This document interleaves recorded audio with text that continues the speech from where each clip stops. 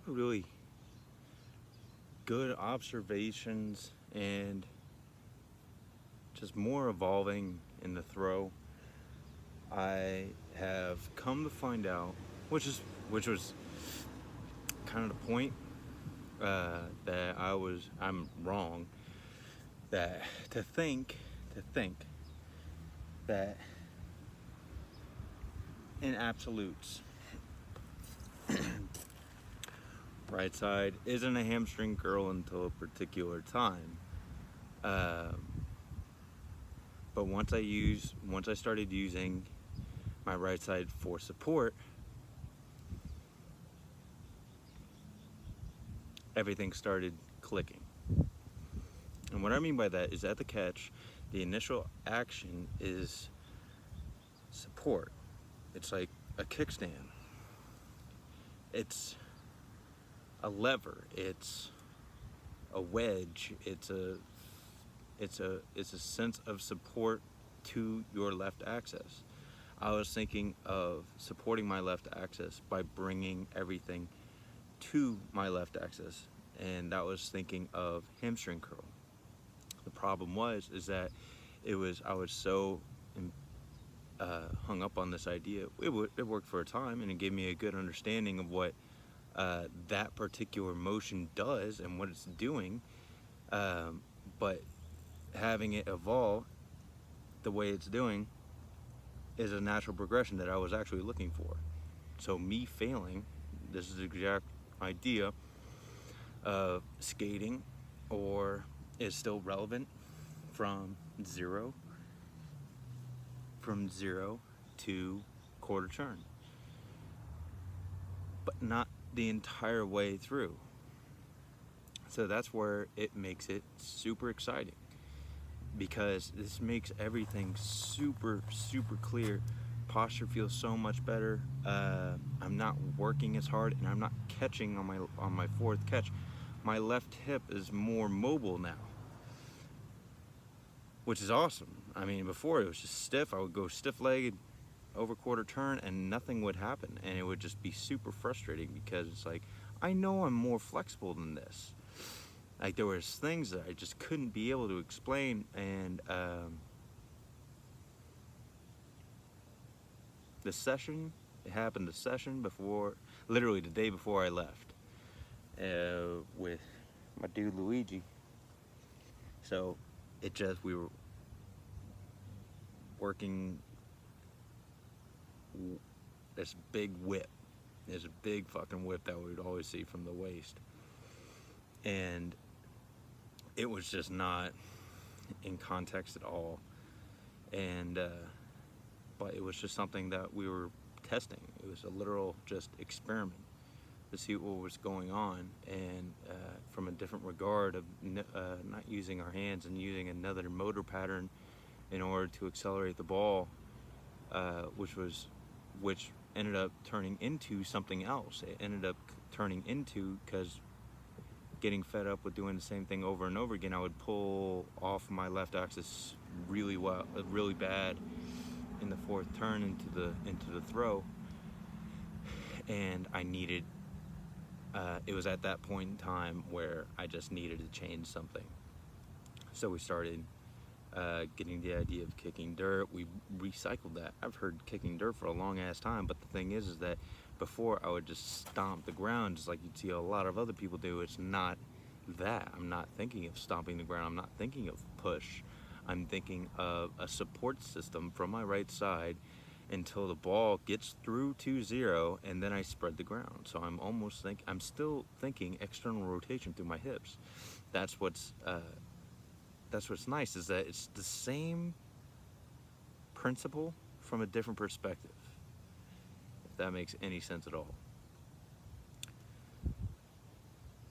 The whole idea was left side, but the thing is that I would be super stiff on left side so bad that I wasn't mobile as I needed to be. It didn't look the way I wanted it to look. Not to say that looks are everything. It's just more so the premise. It didn't feel correct. And there was another thing that is really important. What I'm feeling and what I'm seeing are almost two completely different things right now. Or what I'm doing and what I'm saying may be completely on different levels of tangent. What I'm doing may not be what I'm explaining, what I'm actually doing. So on 3 and 4, I would feel good pressure because that's the direction that the foot's going. The foot's going in a downward diagonal position. I wouldn't be able to get the B skip. That's the thing, is that I wouldn't be able to get there. So, but then it wouldn't be relevant anyway. It would just be too slow. It would be too slow. I need to become more reactionary. But this was good. This was good because I was practicing something in a grandiose idea without losing sight of what it will eventually turn into, which is of course what we wanted. And so this was big. So it's really tough. It's really tough getting that idea of, I wish it was right. I wish I was just like everything I was saying was right, but it isn't. It's a conscious state of growth. So the first, every turn's changed. Every catch has changed. Every catch has changed, but it's allowed me to understand what like all the support means in the turns. So I can do a lot of other stuff. I can actually start utilizing my hands correctly. I can start utilizing zero correctly. Which is something that I wouldn't be able to do before because I was so fixated on my feet and not losing balance that I didn't allow it just to happen. I just was forcing something to happen before necessary. I was thinking of it in a macro idea rather than there's points in time where it's needed, and then there's points in time when you got to think something else or naturally let something happen on its own. So all good things happen through this experimentation. So the key point of this was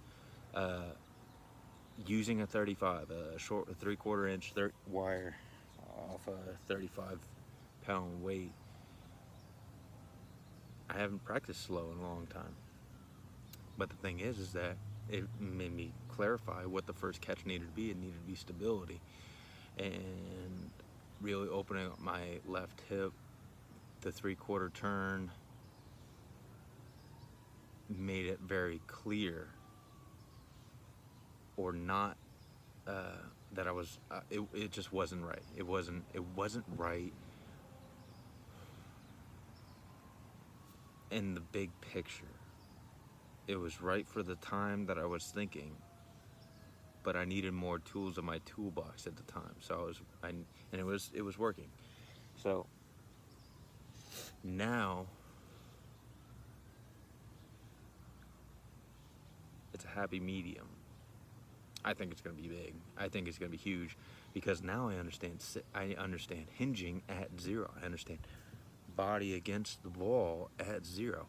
But that has everything to do with using my voluntary extension. But it still needs some practice. But so many other things are possible now because I was like, fuck this, I can't sustain this anymore. And it had everything to do with just saying, it's like, hey, I suck at this. Every single time I went through that 35, it's like, it made sort of sense, but at the same time, because I was trying to use the 35 the way I used a 16 and the 6K, but it wasn't the same. It wasn't the same. I was off. I was still, a lot of things made it clear from the very first freaking time that I used it. But it's a good thing I had that in mind from the previous day before I left, because I would have been fucked using that 35. Another thing, just for finisher, I'm almost thinking of a really, I don't want to make sound when I catch. I want the idea of both hips traveling down to the ground at the same time, and I'm almost placing my right foot down, just very, very calmly. And the only reason why 3 and 4 have a sound is because it's a byproduct of the whole purpose of 3 and 4. The whole purpose of 3 and 4 is to strike the ball, and it just goes faster. It's a reaction. It's a byproduct of the reaction of 3 and 4. So as the foot comes traveling down at a higher rate, it's conservation of energy before you can place it down, and then it's enough force going into 3 and 4 to where it starts. The byproduct of you putting your foot down is a noise, heat, friction, all that good stuff. So it's so many more things are a possibility now, just based on the principle of the catch. But I needed to think of this giant hamstring curl in order to get the idea of quarter turn. Or zero to quarter turn, 0 to quarter turn.